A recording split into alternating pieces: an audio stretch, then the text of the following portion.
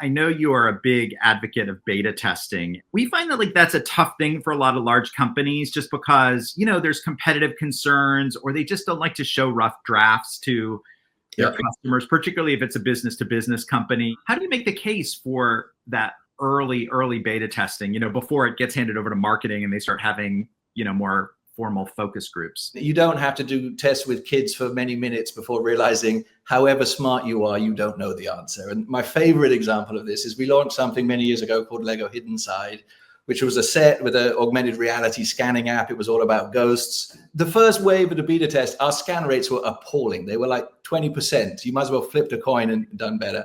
And we couldn't figure out what we'd done wrong until we called a few users and they said, oh yeah, well, it's a ghost theme. We turned the lights off before we tried to scan.